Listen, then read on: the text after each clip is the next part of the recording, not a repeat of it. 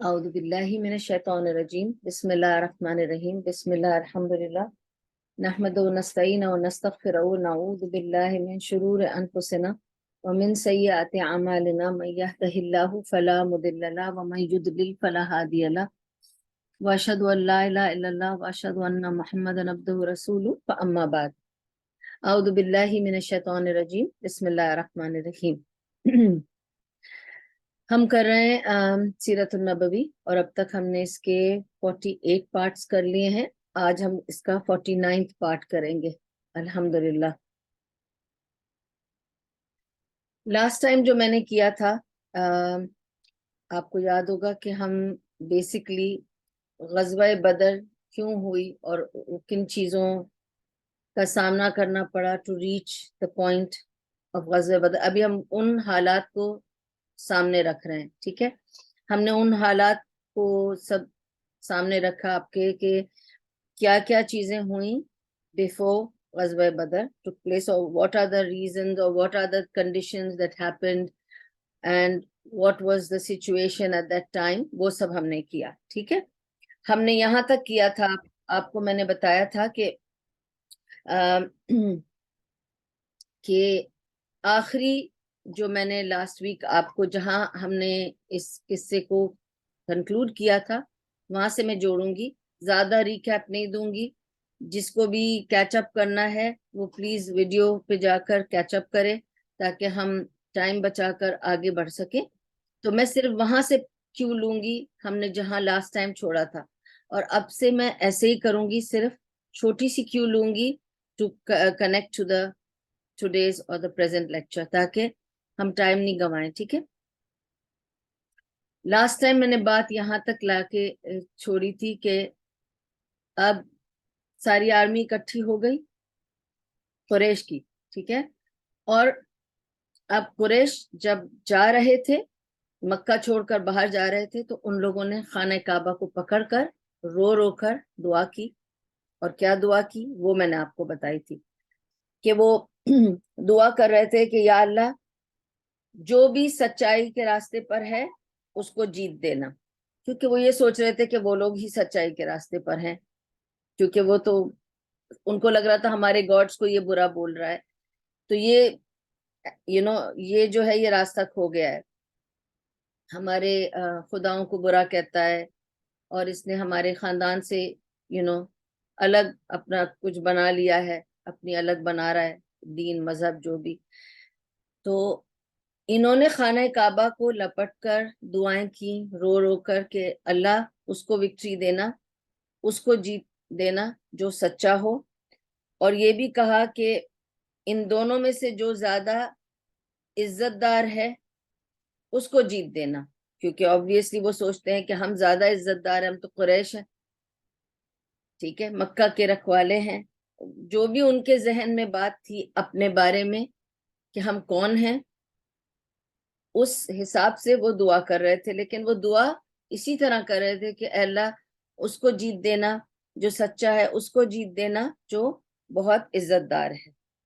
ٹھیک ہے, اور یہاں تک میں نے بات لاسٹ ویک کر کے چھوڑ دی تھی کہ اس کے آگے میں اگلے ہفتے بتاؤں گی, کیونکہ there is no way I can conclude any point in this story until this whole thing ends. Okay, تو جب ان لوگوں نے مکہ میں یہ دعا کی اللہ تعالیٰ نے اس کا جواب نازل کیا اور کہا کہ تم دعا کر رہے ہو, تمہاری دعا کا جواب آ چکا اور وکٹری آ چکی, جیت آ چکی, اور جیت اسی کو ملے گی جو سچا ہے, اور آج حق اور باطل کا فرق ہو جائے گا. تو اللہ تعالیٰ نے ان کی دعا کا جواب دیا اور یہ جواب کلیئرلی دے دیا, لیکن obviously what اللہ سبحانہ تعالیٰ is saying is جب کہا کہ وکٹری آ گئی ہے, what he meant was the victory آ گئی ہے لیکن تمہارے حق میں نہیں ہے, لیکن تمہارے جواب ہے, تمہاری دعا کا جواب ہے. یہ وکٹری تو آ گئی ہے لیکن ان کو ملے گی جو حقدار ہیں, جو تم نے کہا ابھی خود ہی, یہ دعا تھی تمہاری, میں نے تمہاری دعا قبول کر لی اور وکٹری نیچے بھیج بھی دی. ٹھیک ہے, یہ سب سورہ انفال کی آیا نمبر 19 میں ہے. میں آیت پڑھ کے بھی آپ کو اس کے بتاتی، لیکن اصل میں غزوہ بدر کو سمجھنے کے لیے میں یہ ساری آپ کو پہلے سٹوری بتا دوں گی. اس کے بعد we'll have to go through سورہ انفال. لیکن جب میں آپ کو بتا چکی ہوں گی اور اس کے بعد ہم سورہ انفال کے تھرو جائیں گے, just for you to understand how it is connected with the stories I've told you. سورہ انفال, the whole thing is about غزوہ بدر and it's not too long, just 10 pages. اور کوشش یہ کریں گے کہ 2 سیشنز میں اس کو کمپلیٹ کر لیں. آپ کو صرف جو کچھ بھی یہاں بتا رہی ہوں, ابھی میں وہ سورہ کا وہ سب ریفرنس نہیں دے رہی ہوں, لیکن آپ جب پورا پڑھ لیں گے نا, غزوہ بدر کو سمجھ لیں گے اور پھر سورہ انفال کے تھرو جائیں گے, آپ کو سارے قصے اس میں کنیکشن آرام سے مل جائے گا, تاکہ اگلی بار جب آپ سورہ انفال پڑھیں گے تو آپ کو ساری سٹوری آپ کی آنکھوں کے سامنے آئے گی. ٹھیک ہے, تو we'll do it that way so that we connect Surah Anfal to the story of Ghazwa Badr and we understand how Allah subhanahu wa ta'ala at every point was actually answering اور کیا کیا ہوا تھا. ٹھیک ہے, تو پھر اللہ تعالیٰ نے یہ جواب دے دیا. اب آپ کو یہ بھی بتا دوں, سورہ انفال کے شروع میں اللہ تعالیٰ شروع ہی سورہ انفال ان الفاظوں سے کرتا ہے کہ تمہاری مدد کے لیے فرشتے بھیجے تاکہ تمہیں وکٹری ملے. ٹھیک ہے, تو اللہ تعالیٰ پہلی شروعات میں کہہ دیتا ہے سورہ انفال میں کہ تمہاری مدد کے لیے اللہ تعالیٰ بھیج رہا ہے فرشتے جو کہ تمہاری ہر چیز کو کلیئر کریں گے اور تمہیں وکٹری دیں گے. ٹھیک ہے, تو آپ یہ سوچ لیں کہ آلریڈی جب وہ مکہ میں دعا کر رہے ہیں, اللہ نے ان کا جواب الگ دیا جب وہ دعا کر رہے تھے, لیکن سورہ انفال میں شروع میں اللہ تعالیٰ بتا دیتا ہے کہ تمہارے لیے وکٹری میں دوں گا through the angels that I'm going to send down for you. اچھا, اب انٹرسٹنگ واقعات پر آتے ہیں ہم کہ اب جو ہے نا کہ کیا ہو رہا ہے. ٹھیک ہے, اوکے, اب یہ دیکھیے کہ it's the largest gathering. میں نے آپ کو پہلے بھی بتایا کہ it's the largest gathering taking place where in Arabia, the whole of Arabia. صرف مکہ نہیں, the whole of Arabia has not seen any army this large. Okay, and also the reason is کیونکہ ادھر کوئی مملکت تو تھی نہیں, کوئی ریپبلک تو تھی نہیں, کوئی نیشن تو تھا نہیں. These are tribes, small tribes, and they were fighting with each other. Small skirmishes اور جو بھی ان کی چھوٹی موٹی لڑائیاں ہوتی تھیں, تم نے میرا مارا, میں نے تمہارا مارا, تم نے میری چوری کی, میں نے تمہاری چوری کر دیا, بلا بلا. You know, this is a tribal area. قبیلوں کی رائیولری, دشمنی چل رہی تھی جنرلی, اور اس کے علاوہ یہاں پہ کوئی مطلب ایک قبیلہ دوسرے قبیلے سے لڑ رہا تھا, اتنا ہی تھا. یہ نہیں کبھی دیکھا تھا کہ سارے قبیلے یونیفائڈ ہو کر ایک آرمی بنا لیں, اور پھر ایک کنٹری ہو, کوئی نیشن ہو تو اس کی ایک آرمی ہوتی ہے. لیکن یہاں تو ایسا کچھ تھا ہی نہیں, ایسا کوئی انفراسٹرکچر تو تھا ہی نہیں, تو آن واٹ بیسز آرمی بنتی؟ یہ تو انہوں نے کال آؤٹ کیا کہ بھائی ہم سب کے پیسے پھنسے ہوئے ہیں, ہمارا کاروان میں جو لگا ہوا ہے لاگت وہ سب ماری جائے گی, لٹ جائیں گے ہم, تو سب کے گھر سے ایک آدمی لے کر آؤ اور سب کو اس میں شامل ہونا ہے, سب کا اپنا اپنا بچانا ہے. اور سب نکل کر آ گئے اور 1300 فوج تیار ہو گئے. اب فوج کی اتنی بڑی فوج تو کبھی کسی نے دیکھی نہیں تھی, تو اب یہ آپ نوٹ کریں, اللہ تعالیٰ کی پلاننگ بھی ساتھ ساتھ نوٹ کرتے جائیں. ٹھیک ہے, یہ اللہ سبحانہ و تعالیٰ کی پلاننگ ہے کہ وہ چاہتا ہے کہ اب لوگوں کو یونیفائی کریں, لوگوں کو اکٹھا کرنا چاہ رہا ہے اللہ تعالیٰ. تو ایسی سچویشن لا رہا ہے تاکہ لوگ اکٹھا ہوں, اور جب لوگ اکٹھا ہوں گے تو کیا ہوگا, اب زیادہ لوگوں پر اللہ تعالیٰ ایکسپوجر لے کے آئے گا, اپنے دعویٰ کا, اپنی بات کا. آگے اللہ کے بڑے بڑے پلان ہیں. ٹھیک ہے نا, تو اور یہ بھی بتا دوں کہ پہلے بھی 2-3 بار میں آپ لوگوں کو بتا چکی ہوں کہ قریش اینڈ اٹس ٹرائبس، جو قریش اور اس کے جو قبیلے ہیں وہ کبھی بھی یونائٹڈ نہیں تھے، ٹھیک ہے، آپس میں چھوٹی موٹی رائیولری ہوتی رہتی تھی، اور جو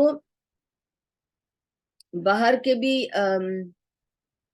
جو قریش کے علاوہ بھی چھوٹے چھوٹے قبیلے تھے، جو قریش کے علاوہ تھے، جیسے کنانا اور دوسرے، ان کے ساتھ بھی چھوٹی موٹی رائیولریز چلتی تھی ان لوگوں کی، ٹھیک ہے، they always had this، یوم جہالت میں یہی رائیولریز چلتی تھی، تم نے میرا مارا میں تمہارا ماروں گا، and it would never end، ٹھیک ہے، اور رائیولری بھی ایسی کہ وہ 10 سال پہلے تم نے میرا کوئی مارا تھا تو it's okay for me to kill one of yours this time، so it will never end، وہ 10 سال میں بھولتے ہی نہیں تھے کہ کسی نے کسی کا کچھ مار دیا تھا۔ anyway، اب یہ بات بتانا اس لیے ضروری ہے کیونکہ اب میں آپ کو ایک سٹوری سنا رہی ہوں، ٹھیک ہے، which is a very important story of how things developed۔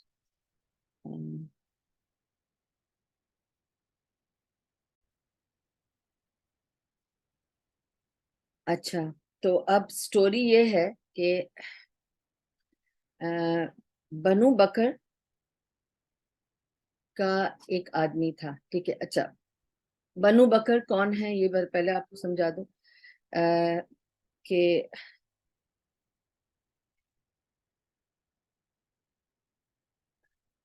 اصل میں یہ مجھے اس لیے سٹوری آپ کو بتانی ہے کیونکہ جب یہ آرمی اکٹھی ہو گئی ہے، ٹھیک ہے، اب اس آرمی کو اکٹھا کر کے اب لوگ یہ سوچ رہے ہیں کہ ہم کیا کریں، the thing is that they are wondering how will it go, why they are worried۔ ایک آدمی آ کر کہتا ہے to the leader of قریش، تم لوگ یہ ساری آرمی لے کے باہر جا رہے ہو تو پیچھے کون دیکھے گا ہمارے بیوی بچوں کو جن کو ہم پیچھے چھوڑ کر جا رہے ہیں؟ ہم تو سب جا رہے ہیں مکے کے باہر، ایسا تو کبھی ہوا ہی نہیں ہے کہ سارے آدمی، ہر قبیلے کا، ہر یعنی فیملی کا، ہر خاندان کا آدمی باہر چلا جائے، سب اکٹھے ہم سب جا رہے ہیں، یعنی 1300 آدمی، مکے میں تھے ہی کتنے، 1300 آدمی اگر باہر چلے گئے تو پیچھے بیوی بچے اور جو ہم ماں باپ جو بھی اپنے گھر بار مال ملکیت چھوڑ کر جا رہے ہیں، اس کو کیا سیفٹی ہے، اس کا کیا بچاؤ ہم پیچھے چھوڑ کر جا رہے ہیں؟ بھائی دیکھیں، جب آپ گھر چھوڑ کر جاتے ہیں تو پیچھے آپ ریلائبل سورس کوئی چھوڑ کر جاتے ہیں نا، جو آپ کے گھر کی دیکھ ریکھ کرے، آپ کے ملک کی دیکھ ریکھ کرے، ایسے تو نہیں آپ چھوڑ کر چلے جائیں گے نا پورے ملک کو۔ تو یہ کوشچن کیوں آیا سیفٹی کا، اس کی ایک کہانی ہے جو میں آپ کو بتاؤں گی تاکہ آپ کو سمجھ میں آئے کہ یہ کوشچن آیا کیوں۔ Why were they afraid that somebody will attack when they are not there؟ کیونکہ رائٹ ناؤ ان کے دشمن کون ہیں، ابھی وہ کس کے ساتھ لڑنے جا رہے ہیں یا مقابلہ کرنے جا رہے ہیں؟ مسلمانوں کے ساتھ جو مدینے سے آ رہے ہیں۔ اور بائی دا وے، ابھی میں صرف قریش کی سٹوری بتا رہی ہوں، مسلمانوں کی طرف میں آپ کو لے جاؤں گی، پھر بتاؤں گی اس کیمپ میں کیا ہو رہا ہے۔ ابھی ہم صرف قریش کے کیمپ کی بات کر رہے ہیں، ٹھیک ہے۔ اب اس بیٹل میں آپ کو اس طرف کی بھی سٹوری بتاؤں گی اور اس طرف کی بھی، اور باری باری، تاکہ آپ دونوں کی سٹوری کو سمجھ سکیں کہ ابھی مسلم کیمپ میں کیا ہو رہا ہے۔ ابھی ہم کو نہیں پتا، ابھی ہم کو صرف یہ پتا ہے مسلم کیمپ میں اب تک یہ ہو رہا ہے کہ وہ مدینے سے نکل چکے ہیں، ٹھیک ہے، اور یہی کہہ کر نکالا گیا ان کو وہاں سے کہ ہم ابو سفیان کے اس کے لیے جا رہے ہیں، کیراوین کو اٹیک کرنے کے لیے جا رہے ہیں۔ یہاں سے یہ لوگ نکلے ہیں actually with the frame of mind to obviously they've also coming out to safeguard the caravans of Abu Sufyan and the wealth of entire Makkah, plus also کیونکہ اب یہ ایک بیٹل کی تیاری کر کے جا رہے ہیں، یہ بتانا چاہتے ہیں کہ ہم پاورفل ہیں، ہم سے زیادہ پاورفل یہاں کوئی نہیں ہے، بہتر ہے سب ڈر جائیں، ہم لڑ سکتے ہیں، ہمارے پاس اتنے آدمی ہیں اور اتنی طاقت ہے ہمارے پاس۔ کیونکہ آپ جب اپنی طاقت سامنے لاتے ہیں تو اگلا بندہ خود ہی بیک ٹریک کرے گا، پیچھے ہٹ جائے گا کہ بھائی میری کہاں حیثیت کہ میں اتنی سا بڑی فوج سے جا کر لڑ بھیڑ لوں. ٹھیک ہے, تو اب یہ سوال کیوں اٹھتا ہے یہاں پر, مدینے والے تو نہیں پیچھے سے یہاں مکہ آ سکتے نا, تو یہ سوال کیوں اٹھا کہ مکے کو کون پروٹیکٹ کرے گا اگر ہم سب نکل گئے تو اس کا قصہ, اس کی ایک بیک گراؤنڈ سٹوری ہے, وہ یہ ہے کہ کچھ یعنی یوم جہالت کی ساری بات نہیں ہے, ابھی تو اسلام نہیں آیا نا, آپ کو تو پتا ہے کہ نبی صلی اللہ علیہ وسلم تو ابھی تک ان لوگوں کو کنونس کرنے کی کوشش کرے, تو یہ سب یوم جہالت کی بات ہے. تو کچھ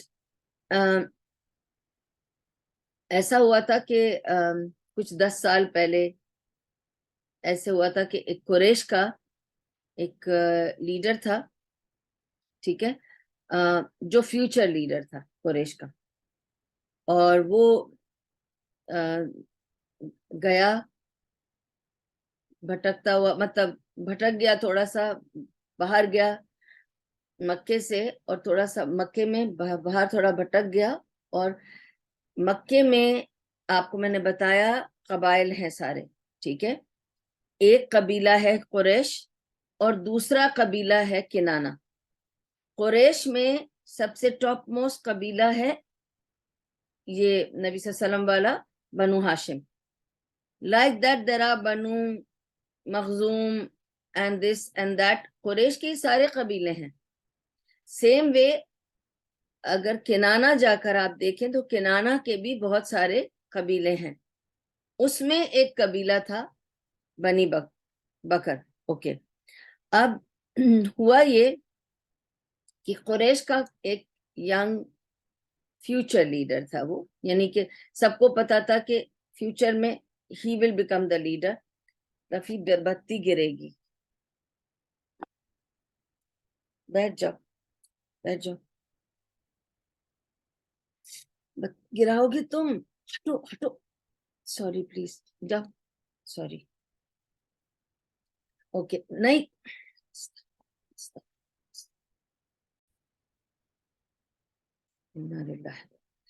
اوکے. تو وہ چلتے چلتے بنو کنانہ کے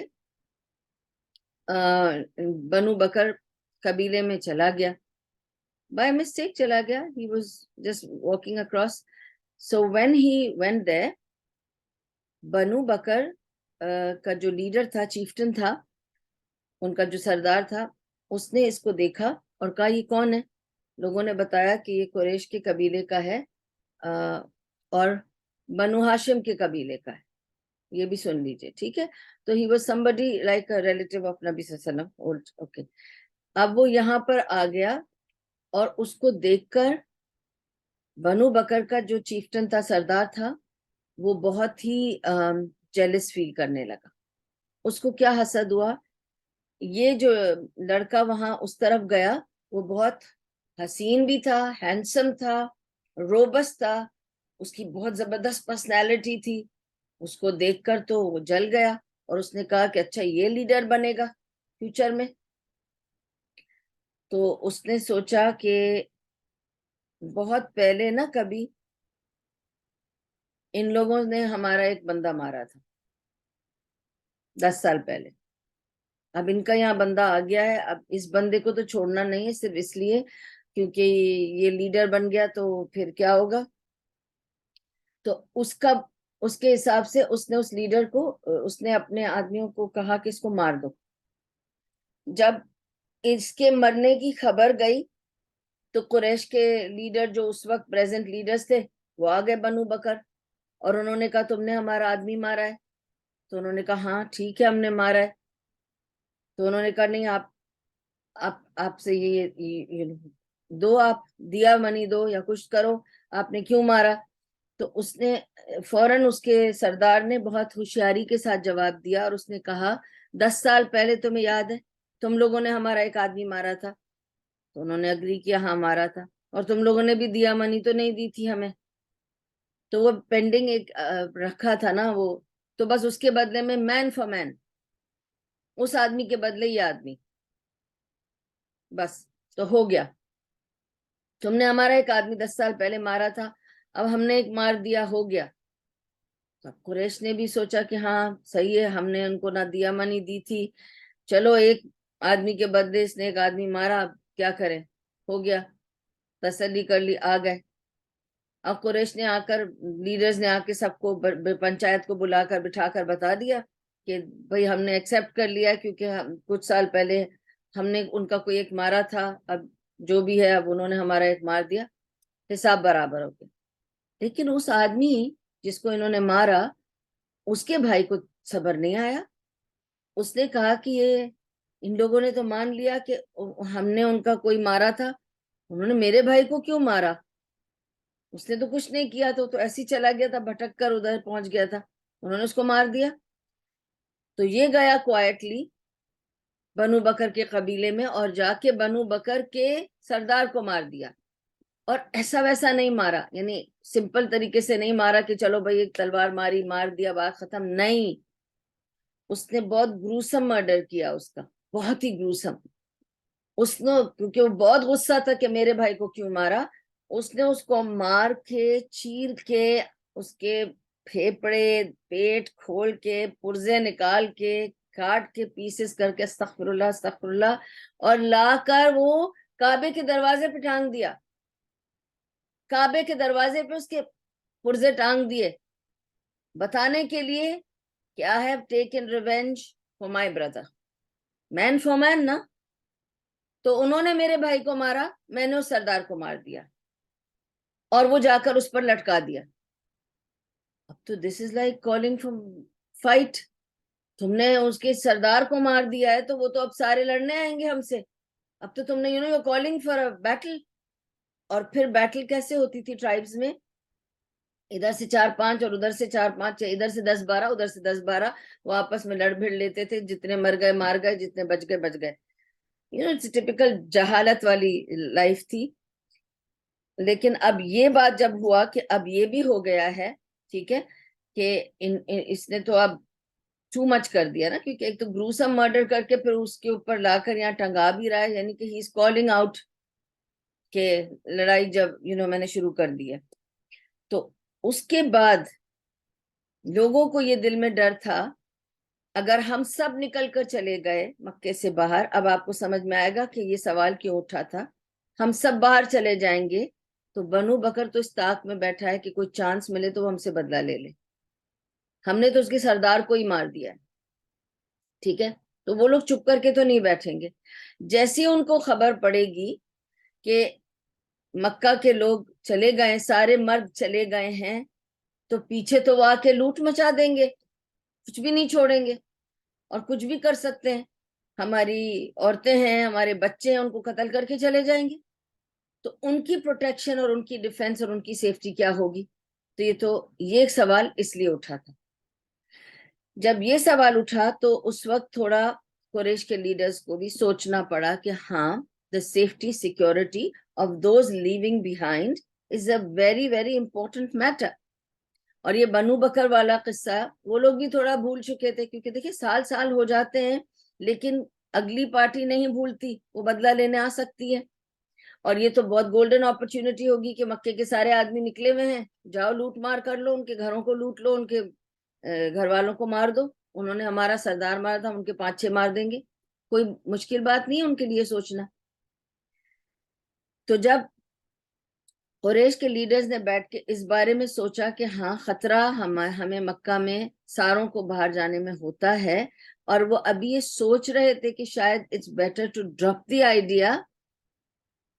کس کو بہت تکلیف ہوئی اس بارے میں؟ ابلیس کو.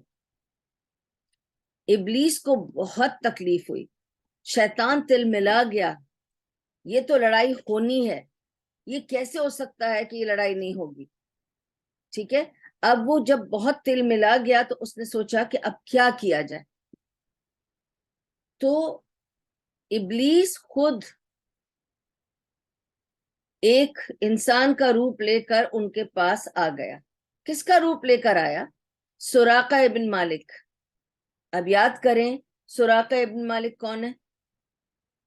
میں نے سیرہ میں کور کیا ہے, میں آپ کو صرف چھوٹا سا اس کا ریفرنس دوں گی. سراقہ ابن مالک وہ شخص ہے جو نبی صلی اللہ علیہ وسلم کو ڈھونڈنے نکلا تھا, جب یہ ہجرت کے لیے نکلے تھے اور غار میں چھپے ہوئے تھے. It was سراقہ bin Malik who was looking for him. ان کی طاق میں نکلا تھا. ٹھیک ہے, یہ وہ سراقہ بن مالک ہے.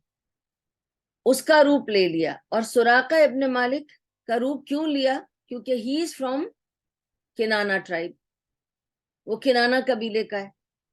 اب یہاں آ کر اس نے کہا, ابلیس نے, آپ تو مجھے جانتے ہیں, میں سراقہ ابن مالک ہوں, and I'm loyal to you people. بھئی بنو بکر سے آپ کا پرابلم ہوگا, ہمارے قبیلے سے نہیں ہے نا, کیونکہ وہ بھی ایک قبیلے کا سردار تھا. اگین میں بتا رہی ہوں, just to again explain to you, جیسے قریش میں بہت سے قبیلے ہیں اور ہر قبیلے کا ایک سردار ہے. جیسے ابو جہل ایک سردار تھا, وہ اپنے قبیلے کا تھا, بنو مخزوم کا تھا. پھر دین بنو ہاشم کے قبیلے کا سردار جیسے ابو طالب تھے. ٹھیک ہے, اس طرح ہر چھوٹے چھوٹے قبیلے تھے جو قریش کہلاتا تھا. یہ قریش کے سارے قبیلے تھے. اسی طرح کنانا کے چھوٹے چھوٹے قبیلے تھے. بنو بکر از ون آف دیم. اور سراقہ ابن مالک جس قبیلے سے آیا تھا اس قبیلے کا یہ لیڈر تھا. اور یہ کیونکہ ہیلپ اس طرح کا کر چکا تھا, دے ٹرسٹڈ ہم. اور اس نے یہ کہا کہ بھائی آپ لوگ بالکل پیچھے مت ہٹنا, اب تو اتنی بڑی فوج آپ نے تیار کر لی ہے, آپ لوگ جاؤ اور لڑو, آپ کو تو ڈیفینیٹلی جیت ہی جیت ملے گی. اور ماشاءاللہ آپ کے پاس تو اتنے لوگ ہیں, آپ کے پاس تو اتنے اونٹ ہیں, آپ کے پاس تو یہ ہے وہ ہے, آپ تو کیا ہے کیا نہیں ہے. خوب چڑھایا ان کو اور کہا کہ میں ہوں نا, میں یہاں دیکھ لوں گا, اور میں گارنٹی دیتا ہوں, ایشورنس دیتا ہوں کہ بنو بکر آپ کو حملہ نہیں کریں گے آپ کے پیچھے, اور بنو بکر آپ کی پراپرٹی, آپ کی فیملیز کو, مکے کو نہیں چھوئیں گے. میں ہوں, میں دیکھ لوں گا.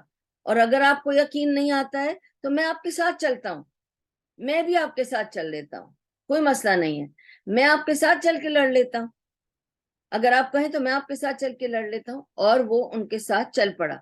اس کی اس حمایت سے سب کو طاقت آ گئی, سب کو کانفیڈنس آ گیا کہ ٹھیک ہے کچھ نہیں ہوگا, اب تو بنو بکر کا بھی ڈر نہیں ہے ہمیں. سراقہ ابن مالک بھی ساتھ آ رہا ہے. بڑی خوشی خوشی سب لوگ یہ جا کر جو ہے نا غزوہ بدر کے لیے, مطلب بدر کے مقام کے لیے نکل چلے. اوکے, اچھا, اب یہ آپ دیکھیں کہ آن دا بدر مارننگ, اب وہ بعد میں آپ کو بتاؤں گی کہ بدر میں کیا ہوا, لیکن جب بدر کے مقام پر وہ صبح ہوئی جس دن جنگ ہوئی تھی, اس صبح کو, ابھی ہم اس پر نہیں آئے لیکن مجھے آپ کو اس سراقہ ابن مالک کو کور کرنا ہے, پھر اس کے بعد ہم آگے والی سٹوری پہ چلتے ہیں. تو آپ کو یہ میں جب بھی کہہ رہی ہوں Suraqa ibn Malik, you know it's not Suraqa ibn Malik, it is ابلیس.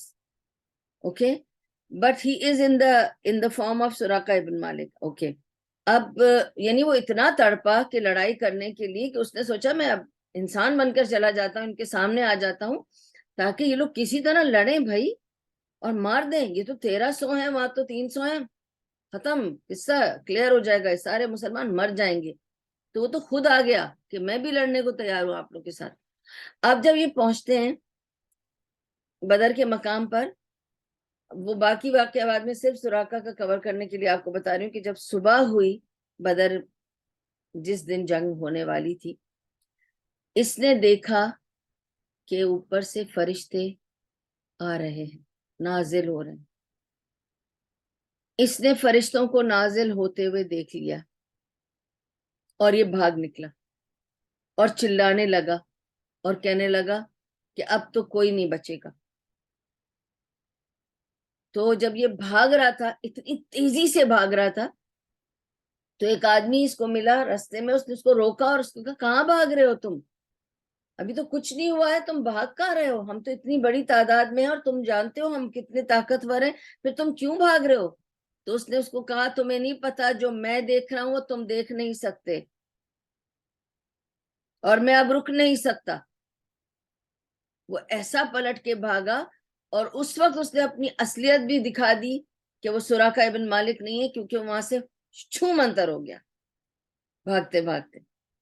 ایک انسان تو بھاگتا دور تک نظر آتا نا, یہ چھو منتر ہو گیا, کیونکہ he really disappeared, he was afraid. He saw all the angels descending and he knew that now it's a big problem.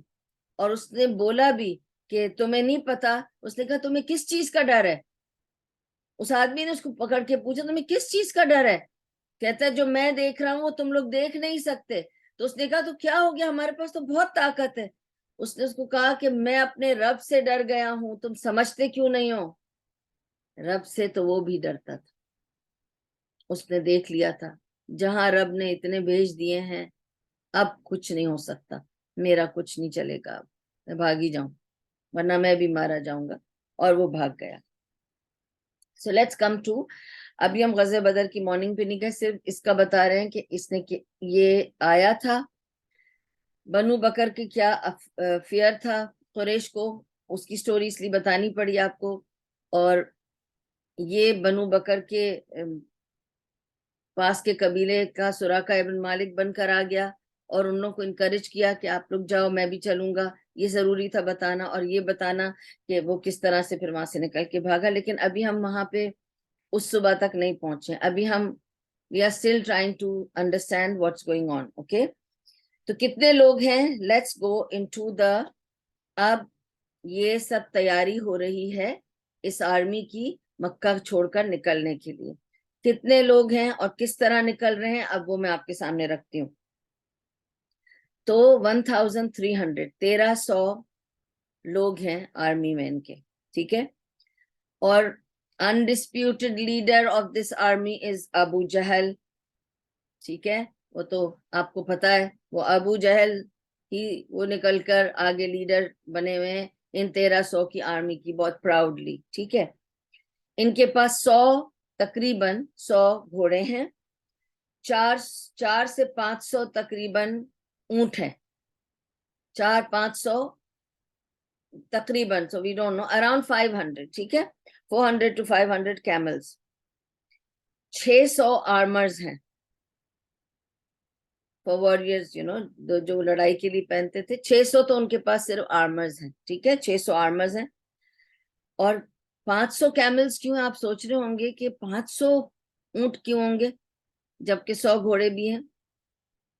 500 camels میں سے یہ جو اونٹ تھے یہ سامان, یہ صرف سواری کے لیے نہیں تھے کہ اس پہ لوگ سوار ہو کر جائیں گے, لوگ بھی سوار ہو کے جائیں گے, وہ کیملز بھی تھے, وہ اونٹ بھی تھے, پھر وہ اونٹ بھی تھے جو کہ کھانا بن جائیں گے. روز اونٹ ذبح ہوتے تھے اس آرمی کو کھانا کھلانے کے لیے. تو یہ اونٹ وہ تھے جن کو ذبح کر کر کے یہ لوگ کھا رہے تھے. تو اس میں کھانے کے بھی اونٹ تھے اور کام کے بھی اونٹ تھے, سارے اونٹ تھے. تو اس لیے اونٹ 500 کے قریب تھے, ٹھیک ہے. پھر اس کے ساتھ ان کے ساتھ گانے بجانے والی لڑکیاں بھی تھیں, پورا ٹروپ چلا تھا.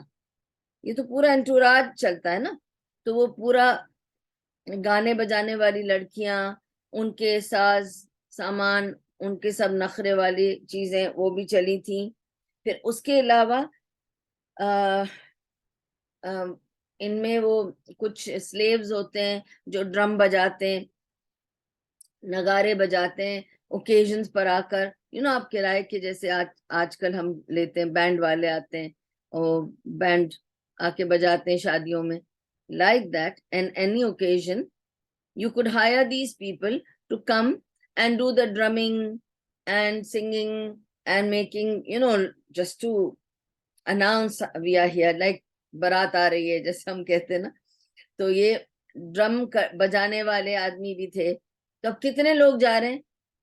آرمی کے علاوہ یہ سب ہے, گانے بجانے والی عورتیں بھی جا رہی ہیں, ان کا ساز و سامان بھی جا رہا ہے, ساتھ میں وہ ڈرم بجانے والے بھی جا رہے ہیں, اور چیئر لیڈرز ہیں وہ بھی جا رہے ہیں جو صرف شور مچائیں گے, ڈرم بجائیں گے, وہ سب بھی جا رہے ہیں, ٹھیک ہے. تو اللہ تعالیٰ کہتا ہے سورہ انفال میں آیت نمبر 19 میں, اللہ تعالیٰ کہتا ہے جب یہ نکلے مکہ سے تو کتنے ایروگنٹ اور بوسٹفل نکلے. یعنی اتنی ان میں تکبر تھا کہ وہ بتانا چاہتے تھے کہ ہماری آرمی نکل رہی ہے ساز و سامان کے ساتھ, ہمارے پاس انٹرٹینمنٹ کا بھی سامان چل رہا ہے, ہماری جیسی آرمی پہ کون مقابلہ کرے گا. اتنی بڑی آرمی کبھی عربیہ میں کسی نے دیکھی ہی نہیں, سنی ہی نہیں. اب ہم بتائیں گے کہ ہم کتنی بڑی طاقت ہے اور ہمارے پاس کیا کچھ ہے اور ہم کتنے لیوشلی جا رہے ہیں, یعنی اتنا ایکسٹرا بھی لے کر جا رہے ہیں. سو this was the largest army Arabs had ever seen. And اللہ سبحانہ و تعالیٰ کہتا ہے سورہ انفال میں کہ یہ سمجھتے ہیں کہ انہوں نے بلاک کر دیا نیک لوگوں کے آنے کا راستہ, پر یہ نہیں جانتے اللہ انہیں بلاک کر رہا ہے چاروں طرف سے گھیر کے. ان کو اللہ محیط ہے, اللہ تعالیٰ ان کو پوری طرف سے گھیرے ہوئے ہیں. ٹھیک ہے, ہم کریں گے جب سورہ انفال کی آیتیں, پھر میں آپ کو یہ ساری اسٹوری کو ریفر کروں گی نا, تو پھر آپ کو یاد ہو جائیں گی وہ آیتیں کس سے کس بات سے ریلیٹڈ ہیں انشاءاللہ. اچھا, اب لیٹس ناؤ گو, یہ دس از دا سین. اب آپ کو بتا دیا there are 3 things we are going to talk about. ٹھیک ہے نا. ایک, قریش مکہ, وہاں کیا تیاری ہو رہی ہے, آرمی کیسے نکل رہی ہے, کتنے لوگ ہیں, کیا کیا ساز و سامان لے کر اب وہ چل پڑے ہیں. یہ قریش کا قصہ یہاں ختم. دوسرا سین کہاں ہے, دا مسلم ٹرائب, وہاں کیا چل رہا ہے وہ کرنا ہے ہمیں. تیسرا کیا ہے, ابو سفیان اور اس کا کاروان. ٹھیک ہے, تو ابھی آپ کو میں نے قریش کا سین بتایا, اب اس سین کو یہاں روکتے ہیں. اگلا سین ہمارا کون سا ہے, ابو سفیان اور اس کا کاروان. اب ابو سفیان کو یہ پتا چل جاتا ہے کہ کاروان اب سیف اور سیکیور ہے, کیونکہ اتنی بڑی آرمی بن گئی ہے, وہ کافی ہے. لوگ کوئی آ کے ہمیں چیلنج نہیں کر سکتے اتنی بڑی آرمی کے ساتھ. I think we are secure now and we are safe.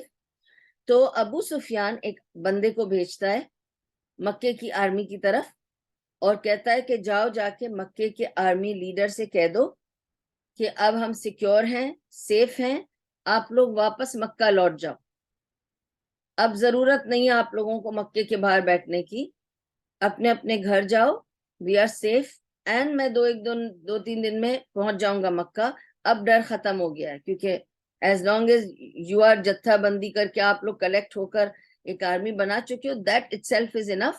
تو اب آپ لوگ گھر جاؤ اور میں کچھ دنوں میں گھر آ رہا ہوں, اور اب آرمی کو باہر آنے کی ضرورت نہیں ہے. اب آپ دیکھیں, ایون ابو سفیان نہیں چاہتا تھا جنگ, نہیں چاہتا تھا لڑائی. اس نے جہاں دیکھا کہ ٹھیک ہے یہ بندوبست ہو گیا ہے, تو اب مسلمانوں کو ہماری طاقت کا پتہ ہے, تو اب ڈر نہیں ہے, تو لیٹ دیم گو بیک. تاکہ ایسے نہیں ہو, دیکھیں جب آپ اپنی آرمی کو بارڈر پہ لے آتے ہیں تو دوسرے لوگ آٹومیٹکلی ڈیفینسو ہو جاتے ہیں, وہ تیار ہو جاتے ہیں کہ ٹھیک ہے اب لڑنا ہے, کیونکہ آپ لڑنے کو تیار ہو رہے ہیں. تو اس لیے اس نے کہا کہ بیٹر یہ ہے کہ آپ ریٹرن ہو جائیں. جب وہ ابو سفیان کا بندہ آتا ہے اور آ کے یہ میسج دیتا ہے کہ بھائی ابو سفیان نے کہا اب ضرورت نہیں ہے تو آپ لوٹ جائیں, تو اب کیا ہو رہا ہے, سب سے پہلے عتبہ بن ربیعہ, جیسے یہ میسج ملتا ہے عتبہ بن ربیعہ جاتا ہے اور کہتا ہے لوگوں سے کہ بھائی دیکھو اب ابو سفیان سے بھی یہ آ گیا ہے میسج, اب ضرورت نہیں ہے ہمیں. اور آپ کو پتا ہے عتبہ بن ربیعہ was the last one who wanted to come. He was willing to send somebody and whatever. You know the story I told you last week. Utbah bin Rabi'ah didn't want to come. He didn't want to get into all this. وہ ویسے ہی ویسا تھا کہ میں پیسے دے دیتا ہوں لیکن میں نہیں چل رہا.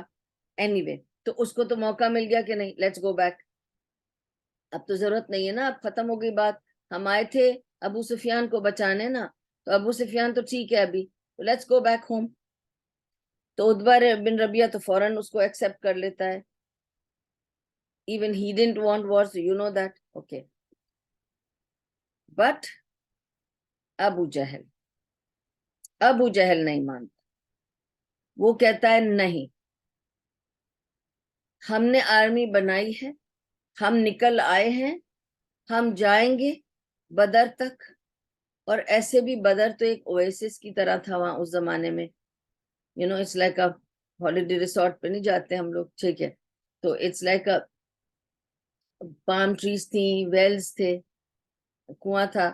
بدر میں کنویں سے ہی تو مشہور ہوا تھا جو میں نے آپ کو بتایا تھا. اوکے, تو ہم بدر کے مقام پہ جائیں گے, وہاں پہ ہم بسیرا ڈالیں گے, 2-3 دن رہیں گے تاکہ لوگوں کو پتہ چل جائے ہم کون ہیں. تو اب ہم انٹرٹینمنٹ کے لیے جا رہے ہیں, just to show up presence and up power, تکبر. اب ہم دکھاوے کے لیے جا رہے ہیں. پہلے ہم ڈیفینس کے لیے جا رہے تھے, اب ڈیفینس کی ضرورت نہیں ہے, تو let us manifest our power to the people around this place. سب قبیلوں کو پتا ہو جانا چاہیے کہ ہم کتنے پاورفل ہیں. اور وہ عتبہ بن ربیعہ اس سے کہتا ہے کرو گے کیا وہاں جا کر 2-3 دن رہ کر, because you see everything has to be for a purpose. تمہارا پرپز کیا ہے؟ دکھانا ہے تم کو کہ ہم اتنے بڑی ہیں فوج. 1 دن کافی ہے اس کے لیے, دکھانے کے لیے کہ بھئی یہ فوج آئی تھی, بیٹھی اور چلی گئی. 3 دن کیا کرو گے؟ کہا گانا بجانا سنیں گے, بیچاری گانے والیاں بھی تو آئی نا, ان کو بھی تو کچھ ہم ٹائم دیں گے, موقع دیں گے, تو گانا بجانا کریں گے. وی ول drink our wine there and we'll see the dances of the women and let them sing songs for us. Basically entertainment program ہوگا وہاں پہ, ٹھیک ہے. ٹینٹ لگائیں گے, اب یہ سب سوچ رہے ہیں ٹینٹ لگائیں گے, ہم اپنی وائنس پیئیں گے, اور یہ عورتیں ہمارے لیے گانا بجانا کریں گی, تو انٹرٹینمنٹ ہوگا, ہمارا ہالیڈے ہو جائے گا 2-3 دن کا. ساری آرمی کو ہم انٹرٹین کر کے آ جائیں گے, اور لوگوں کو بھی ذرا ایک دھڑکا دیں گے کہ ہماری پریزنس سمجھ لو کہ ہم بہت بڑی طاقتور آرمی ہیں. ٹھیک ہے, okay. now despite this Abu Sufyan's call for going this and whatever, but some people just felt there is no point going like this. ہم یہاں تفریح کے لیے تو آئے نہیں تھے, ہم تو ڈیفینس کے لیے آئے تھے. اور اگر ابو سفیان نے میسج بھیج دیا ہے کہ اب ڈیفینس کی ضرورت نہیں ہے, تو بلا وجہ ہم کیوں بدر جائیں اور یہ سب انٹرٹینمنٹ. تو one of the tribes again of Quraysh, میں نے آپ کو کہا نا قریش کی کئی ٹرائبس تھے, تو ون آف دا ٹرائبس ابو زہرا. Abu Zohra's leader said, it's okay, you people proceed, we don't feel like going, we'll go back. So he took his men and Abu Zohra کا پورا tribe لوٹ گیا. اور ابو زہرا جیسے اور چھوٹے چھوٹے جو ٹرائبس تھے جن کے کچھ آدمی تھے, they also decided to go back. So see, everybody is not into making name, fame, اور اس کے لیے تو وہ نکلے نہیں تھے, وہ تو بیچارے ڈر کے نکلے تھے, ڈیفینس کے لیے نکلے تھے. تو اب جب ضرورت نہیں ہے تو خامہ خواہ کیوں جائیں, ہم اپنے گھر لوٹ جاتے ہیں, اپنا کام شام کرتے ہیں. تو ابو زہرا والے بھی واپس آ گئے, اور ان کے جیسے 2-3 قبیلے چھوٹے چھوٹے جو تھے وہ بھی آ گئے, تو 300 لوگ آرمی میں کم ہو گئے. تو آرمی جو 1300 کی تھی, اب 350 لوگ کٹ گئے, تو 950 لوگ بچ گئے. 950 people were now left. So 1/3 of the army was cut off. ٹھیک ہے, مگر یہ تو ابو جہل تو اپنے انٹرٹینمنٹ کے لیے جا رہے تھے, اور ذرا لوگوں پر اپنا دباؤ روب ڈالنا چاہتے تھے, دکھاوا کرنا چاہتے تھے, تو وہ 950 لوگوں کو لے کر نکل پڑا. اب جو ٹینشن یہاں تھی, کہاں؟ قریش میں. کیسے ٹینشن ہوئی کہ جب وہ ایمیسری آیا ابو سفیان کا پیغام لے کر, تو تھوڑی سی ٹینشن آ گئی تھی آرمی میں کہ جانا ہے کیا, اب ضروری ہے, لوٹ جائیں کہ نہ جائیں, یہ ٹینشن شروع ہو گئی تھی. کچھ نے کہا کہ نہیں ضرورت ہے, جیسے عتبہ بن ربیعہ نے کہا, پھر ابو زہرا والوں نے کہا کہ نہیں, پھر جب ضرورت نہیں تو ہم چلے جاتے ہیں. یہ ٹینشن ہو گئی تھی, اور اتنے آرمی والے واپس چلے گئے تھے.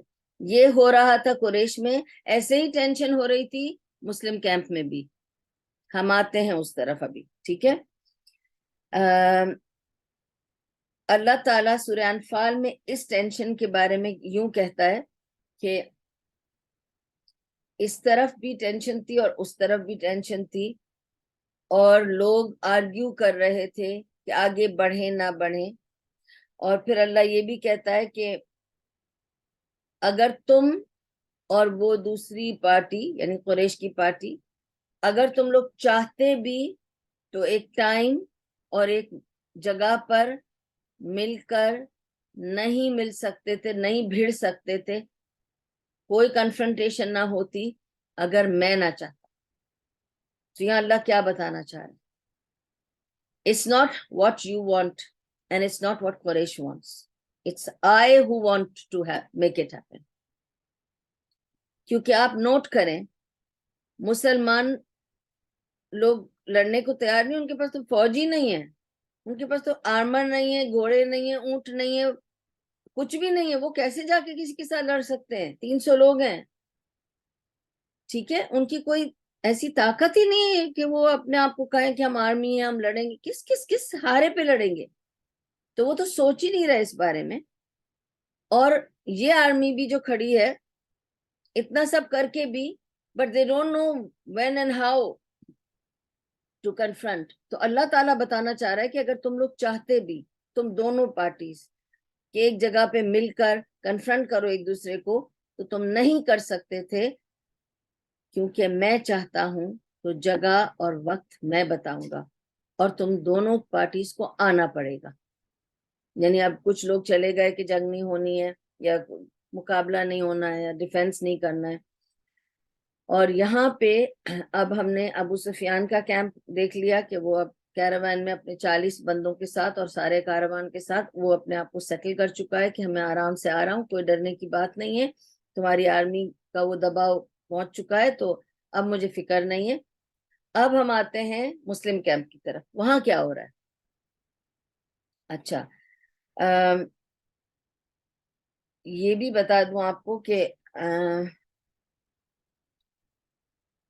before I reach you to what's happening in the Muslim camp, before that I want to tell you that نبی صلی اللہ علیہ وسلم کا ایک رشتے کا بھانجا یا بھتیجا اوکے، ان کے رشتے کا بھتیجا لگتا تھا. وہ اس طرح سے کہ وہ ان کے نبی صلی اللہ علیہ وسلم کے کزن کا بیٹا تھا، ینگ لڑکا تھا، اور وہ قریش کے اس میں تھا آرمی میں.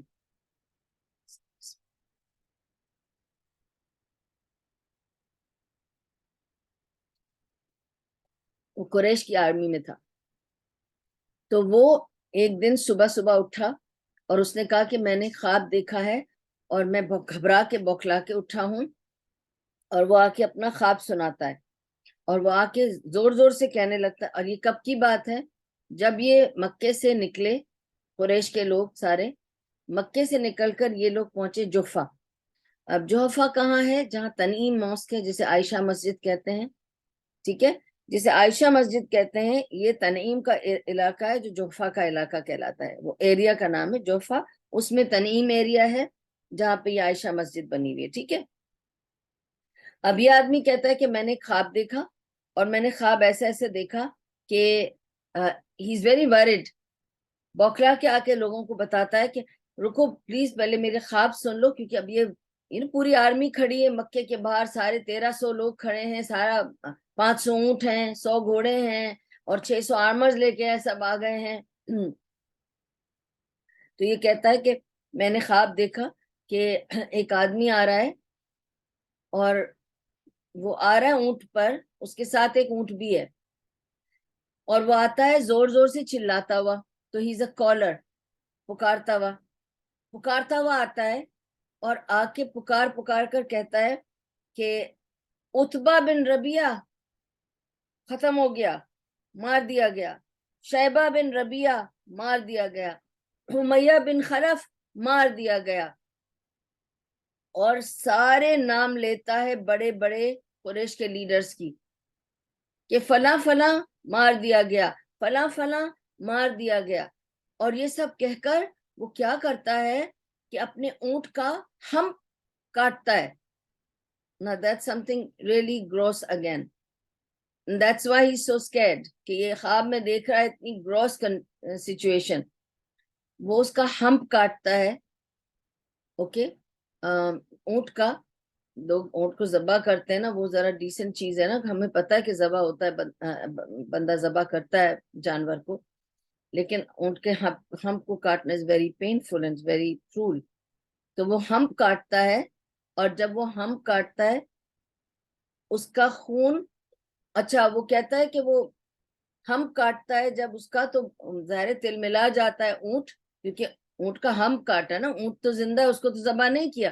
تو وہ اونٹ ہمارے ٹینٹ میں آ جاتا ہے, اور وہ ایک ہی ٹینٹ کی بات کر رہا ہے, دا ٹینٹ آف قریش آف مکہ. کہتا ہے وہاں ایک ہی ٹینٹ ہے, اور اس ٹینٹ میں یہ آ جاتا ہے, اور اس ٹینٹ کے اندر جب وہ آتا ہے تو جتنے قبیلوں کے ٹینٹس ہیں وہ لگے ہوئے ہیں باہر, سب پہ خون پہنچتا ہے, اس کا خون اڑ کے جاتا ہے. ٹھیک ہے, وہ جو خون اڑتا ہے جیسے وہ بھاگ رہا ہوتا ہے, تو جتنے قبیلے ہیں ہر قبیلے کے اوپر خون کی چھینٹ پڑتی ہے. تو یہ سب بول کر وہ آ کے کہتا ہے کہ یہ ڈریم میں نے دیکھا, اور میں بالکل گھبرایا ہوا ہوں. میرا خیال ہے ہم لوگوں کو اس بارے میں سوچنا چاہیے آگے بڑھنے سے پہلے. لیکن ابو جہل یہ سارا کچھ سن کر اگنور کرتا ہے اور کہتا ہے بس خواب ہے, کچھ نہیں ہے, جسٹ فارگیٹ اٹ, کچھ نہیں, نائٹ میئر ہے تمہارا, تم ڈرے ہوئے ہو, نائٹ میئر تھا, چھوڑ دو. But the dream was very clear. They were notified that there will be casualties. In every tribe there will be casualties. But they took it lightly. And they proceeded even then. اب ہم آتے ہیں, what was the condition or situation in the camp of Nabi Sallallahu Alaihi Wasallam. Now, this is something interesting. We know what is happening in Quraysh camp. Now we know what is happening with Abu Sufyan and his caravan. And now we turn to the third scene, which is, let's see what's happening in the Medina camp. اب مسلم side میں یہ ہے کہ when they left Medina, ان کو کیا بتایا گیا تھا. نبی صلی اللہ علیہ وسلم نے پہلے تو ان سے کچھ نہیں کہا نا, پھر کہا کہ مدد کے لیے کون کون راضی ہے, چلو سب لوگ آ جاؤ, جو مدد کے لیے راضی ہیں وہ سب نکل آئے. اب یہ لوگ جب باہر آ گئے, 313 310 قسم کے لوگ, ٹھیک ہے, کیا سوچ کر نکل کر آئے. نبی صلی اللہ علیہ وسلم نے ان کو پہنچ کر باہر, مدینے کے باہر لا کے سب سے پہلے کیا بتایا, کاروان آ رہا ہے ابو سفیان کا, اور ہمیں کاروان کو لوٹنا ہے. یہ 310 یا 313 جو بھی 300 اور نمبر جو تھا ان کا, ان کے لیے کیا تسلی کن بات تھی. 40 لوگ ہیں کیراوان کو پروٹیکٹ کرنے والے, ہم 313 لوگ ہیں, تو کوئی پرابلم ہے ہی نہیں, کلین وکٹری ہے ہماری, تو اسموتھ اینڈ ایزی. ہم اتنے سارے ہیں, اگر ہم 10 بھی ایک کو پکڑ لیں گے تو سارا, اور مال ہی مال, بوٹی بوٹی, مال غنیمت جو ہم لوگوں کو ملنے والا ہے, بھائی واہ, بوٹی تو اتنی ساری ملے گی, کیونکہ جتنی ہوگی وہ ہمارے مسلمانوں کے خزانے میں جائے گی, تو ہم لوگ یا اسٹیبلشمنٹ میں فائدہ ہوگا, کہ ہماری ترقی ہوگی, جو بھی, وہ تو خوش ہے کہ ویل جسٹ گو اٹیک لوٹ, اتنا سب مال ملے گا, لے کر اپنے مال میں لے کر آئیں گے, اور ہم سب کو بھی حصہ ملے گا. Everybody will be happy with this, so everything is fine. So they are going with high spirits. اب کیا ہو رہا ہے, اب تو کیس کچھ اور ہو رہا ہے نا, دوسری طرف تو کچھ اور چل رہا ہے. تو obviously اب اس طرف نبی صلی اللہ علیہ وسلم کو بھی ایک خواب آیا تھا, ٹھیک ہے, بالکل ابھی نہیں, اس موقع پہ نہیں, پہلے ایک بار نبی صلی اللہ علیہ وسلم کو بھی ایک خواب آیا تھا, کہ نبی صلی اللہ علیہ وسلم نے خواب میں دیکھا کہ وہ کنفرنٹ کر رہے ہیں ایک قریش کی آرمی کو, اور لڑائی ہو رہی, اور وہ لڑ رہے ہیں, بس اتنا انہوں نے خواب دیکھا تھا. But he did not think it's going to be at this time. He had a dream some time back, تو انہوں نے سوچا کہ ایسا ہوگا فیوچر میں, کیونکہ obviously Mecca is not in his hands, تو کچھ نہ کچھ شاید اللہ نے پلان کر رکھا ہے. اس وقت it was an expedition to do attack and to trouble Abu Sufyan and to warn Makkah that they cannot have their way. If they can have their way, these people will also do this much, whatever. آپ کو سب سمجھا دیا کہ کیوں ہونا تھا, یہ کوئی لٹیرے نہیں تھے. It was for whatever they had done for 13 years to them, they had to take out only this much to cover up. اچھا, اب یہ جو ٹیم نکلی تھی نبی صلی اللہ علیہ وسلم کے ساتھ, تھے تو جان نثار سب تھے, لیکن آپ کو یہ بتا دوں کہ یہ ایک ایکسپیڈیشن کے لیے نکلے تھے, جنگ کے لیے نہیں نکلے ہیں, ٹھیک ہے. تو مینٹلی ان کی مینٹل پریپریشن یہی ہے کہ ہم کنفرنٹ کریں گے, اٹیک کریں گے, مال ملے گا, لے کر آ جائیں گے. اتنے میں ایک اسٹرینج چیز ہوتی ہے کہ دو جو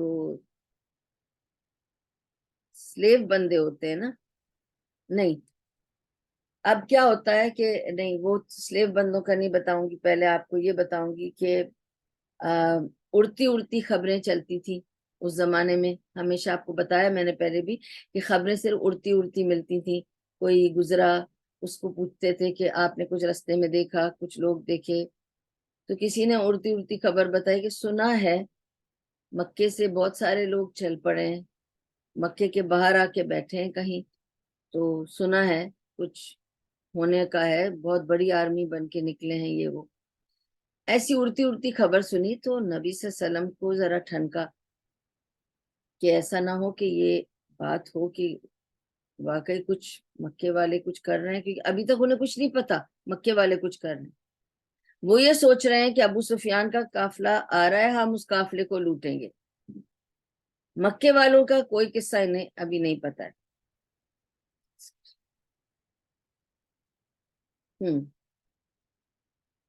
تو اب کیا ہوتا ہے, نبی صلی اللہ علیہ وسلم ساری اپنے کیمپ کو سب کو سیٹل کرتے ہیں. He becomes the scout. This is the first time a leader becomes a scout, and this is the first time ever کہ نبی صلی اللہ علیہ وسلم خود سکاؤٹ بن کر نکل رہے ہیں. وہ ان کو دماغ میں تھا کہ میں پتا کروں کہ آخر ہو کیا رہا ہے. تو نبی صلی اللہ علیہ وسلم ابو بکر رضی اللہ عنہ کو ساتھ لیتے ہیں اور کہتے ہیں کہ میرے ساتھ چلو. ابو بکر چل پڑتے ہیں کیونکہ دیکھیں he has to find somebody very reliable and trustworthy to go with him. ابو بکر کو ساتھ لے کے چلتے ہیں اور ان کو یہ بتاتے ہیں. جب وہ پوچھتے ہیں کہ ہم کہاں جا رہے ہیں یا رسول اللہ صلی اللہ علیہ وسلم, انہوں نے کہا کہ normally I told you that he used to send spies. And آپ کو بتایا میں نے کیسے انہوں نے 8 لوگوں کو بھیجا تھا کہ تم لوگ جاؤ پتا کر کے آؤ کہ اس کیمپ میں کیا ہو رہا ہے یا اس سائڈ میں کیا ہو رہا ہے. وہ لوگ طائف کے کونے پہ جا کر بیٹھے تھے, یاد ہے, جو وہاں پہ انہوں نے قافلہ پھر لوٹا تھا, پھر آئے تھے, پھر مال غنیمت انہوں نے کہا تھا میں نہیں لوں گا. نبی صلی اللہ علیہ وسلم نے پھر بعد میں انہوں نے ایکسیپٹ کیا کیونکہ اللہ سبحانہ و تعالیٰ نے ان کو کہا کہ وہ ایکسیپٹ کرے. وہ سارا قصہ تھا نا. تو نبی صلی اللہ علیہ وسلم as a leader doesn't go himself. Always he will send people to go and spy and come back and bring information because they can get killed. Okay? But here, it's a very different situation. Very complicated situation and very serious situation. اور نبی صلی اللہ علیہ وسلم کو کچھ ادھر کی خبر سمجھ میں نہیں آ رہی ہے اور وہ اس وقت خود کرنا چاہ رہے ہیں. کیوں؟ یہ بھی میں ابھی آپ کو بتاؤں گی کیوں. Why he had to take this chance and go and scout around to get the information of fact finding. نکلے نبی صلی اللہ علیہ وسلم ابو بکر صدیق رضی اللہ عنہ کے ساتھ اور کہا کہ ہمیں کسی طرح بھی وہاں کی کوئی خبر چاہیے, کوئی انفارمیشن چاہیے. تو وہ ایک بدو سے ملے, رستے میں ایک بدو جا رہا تھا. اب آپ کو یہ بھی بتا دوں کہ بدو جو ہیں, جو بیڈوئنز ہیں, ان کا کام ہے پتا کرنا کب کہاں کیا ہو رہا ہے. دس از their survival. ان کو سب پتا کرنا ہوتا ہے تاکہ وہ اس حساب سے اپنی موومنٹس کرتے ہیں. جہاں پہ خیر ہے یا جہاں پہ بزنس اچھا ہے وہ وہاں پہنچتے ہیں, جہاں پرابلم ہونے والا ہے وہاں سے نکل جاتے ہیں اور وہ سب کی خبر رکھتے ہیں کیونکہ that's their way of life. بدوؤں کا کام ہی یہی ہے کہ خبر رکھنا کب کہاں کیا ہو رہا ہے. اب نبی صلی اللہ علیہ وسلم جب اس ریگستان میں نکلے ہیں ڈھونڈنے کے کوئی خبر ملے, کوئی خبر دینے والا ملے, کوئی وہاں سے آتا جاتا کوئی مسافر ملے, تو یہ بدو ملتا ہے. تو رسول اللہ صلی اللہ علیہ وسلم اس بدو کو پوچھتے ہیں کہ کہاں سے آ رہے ہو, کہاں جا رہے ہو, کائنڈ آف اے تھنگ. اور پھر اس کو یہ کہتے ہیں کہ بھائی تم نے کچھ سنا ہے کہ یہ محمد سنا ہے کہ یثرب سے نکلا ہے, تم نے کچھ اس کے بارے میں سنا ہے کہ ایسا کچھ ہے, اور ہم نے کچھ قریش کی بھی خبر سنی ہے پر ٹھیک سے نہیں پتا ہے. تو آپ دیکھیں کہ وہ اس کو نہیں پوچھتے ہیں کہ تمہیں پتا ہے کہ قریش کیا کر رہا ہے. پھر تو کلیئر ہو گیا, بے وقوفی والی سوال ہے, اس کا مطلب تم محمد کی ٹرائب سے ہو. تو وہ پوچھتے ہیں اس سے کہ تم نے کچھ سنا ہے کہ محمد کیا کر رہا ہے آج کل, کہاں چلا ہوا ہے؟ سنا ہے کہ وہ مدینے سے نکلا ہے کچھ لوگ لے کر, یہ پتا ہے کتنے لوگ ہیں اور کہاں پہنچا ہوگا وہ ابھی تک؟ تو وہ اپنی بات پوچھ رہے ہیں اس آدمی سے. تو وہ ان کو جواب دینے سے پہلے پوچھتا ہے کہ تم ہو کون, پہلے تم تو بتاؤ کہ تم کون ہو. I don't want to tell you the news unless I know who you are. تو نبی صلی اللہ علیہ وسلم بہت حکمت سے جواب دیتے ہیں, کہتے ہیں کہ میں پرومس کرتا ہوں کہ جب تم مجھے انفارمیشن دو گے نا تو میں تم کو بتاؤں گا میں کہاں سے ہوں. لفظوں کو غور سے سنیں, وہ یہ نہیں کہتے میں کون ہوں, میں کہاں سے آیا ہوں, میں بتاؤں گا میں کہاں سے آیا ہوں. ٹھیک ہے, وہ کہتا ہے ٹھیک ہے. اب پرومس کیا نا تو obviously man they keep their word. Even in the Yawm al-Jahal they were very clear about keeping their word. It was ان کی زبان was everything. تو وہ بتاتا ہے نبی صلی اللہ علیہ وسلم کو exactly صحیح بتاتا ہے کہ وہ اس دن چلے, محمد اپنی کچھ 300 قریب کے لوگ لے کر چلے ہیں, اور میرے حساب سے وہ آج اس جگہ پہ پہنچ گئے ہوں گے. And Nabi sallallahu alaihi wasallam was thinking in his mind, perfectly right, because he knows when he left, how many people he took, and now he just settled them there actually and come here. Okay, so he said, اچھا ایسی بات ہے. اور قریش ان کے بارے میں تو وہ کہنے لگا, اور قریش جو ہے وہ کوئی 1300 کی آرمی لے کے چلا ہے, وہ ابو جہل لے کر سب کو چلا ہے, اور وہ لوگ ابھی میرے حساب سے فلاں جگہ پر پہنچ گئے ہوں گے. He exactly told کہ آرمی ہے, بہت بڑی آرمی لے کے نکلے ہیں اور ادھر ادھر پہنچے ہیں. لیکن ابھی تک نبی صلی اللہ علیہ وسلم بڑی آرمی ہے, وہ سوچ رہے ہیں کہ مطلب what's in their mind, why such a big army, what's going on. He doesn't understand still what's going on, so he leaves it and he says thank you very much. He says تم نے بتایا نہیں تم کہاں سے ہو, تم نے promise کیا تھا. تو نبی صلی اللہ علیہ وسلم نے فرمایا کہ سبحان اللہ, he gives a very double meaning answer and he says we have come from the water. بدو سوچنے لگتا ہے we've come from water. What water? But that is the right answer actually. We have all come from water. ہم پانی کے بلبلے سے بنے ہیں. This is how he answered, and he takes his horse with Abu Bakr and he goes back towards his destination. بدو وہاں سوچ کے اپنے رخ چلا جاتا. اب یہ جو انفارمیشن مل گئی اتنی بھی نبی صلی اللہ علیہ وسلم کے لیے it was a matter of big worry. میں تو سب کو یہ کہہ کر لایا ہوں کہ ہمیں ایک کاروان لوٹنا ہے, 40 آدمیوں کا مقابلہ کرنا ہے. اگر یہ آدمی سچا ہے جو بدو نے بتایا ہے اور یہ صحیح کہہ رہا ہے کہ اتنی ساری آرمی نکل کر باہر آ گئی ہے, تو پھر تو ہمیں مینٹلی پریپیئر ہونا چاہیے to face them. If they come in front of us, ہم پیچھے مڑ کر تو بھاگ نہیں سکتے, تو ہم کریں گے کیا؟ سمجھ نہیں آ رہا ہے اب نبی صلی اللہ علیہ وسلم کو کچھ بھی. اگر اتنی بڑی آرمی ہے, اگر 1000 کے اوپر لوگ ہیں, ہم کیا کریں گے؟ ہم تو صرف 300 لوگ ہیں, ہم کیسے سامنا کریں گے, کیسے ہوگا؟ کچھ سمجھ نہیں آ رہا ہے. تو نبی صلی اللہ علیہ وسلم واپس آتے ہیں اپنی کیمپ کی طرف ابو بکر صدیق کے ساتھ, اور کچھ نہیں بولتے. ابو بکر صدیق سے بھی کوئی اس بارے میں بات نہیں کرتے. صرف بدو نے جو انفارمیشن دی دونوں نے سنی, واپس آتے ہیں نبی صلی اللہ علیہ وسلم, اور کسی کو نہیں بتاتے ہیں کہ کہیں گئے تھے, کیوں گئے تھے, کہاں سے آ رہے ہیں, کیا کیا.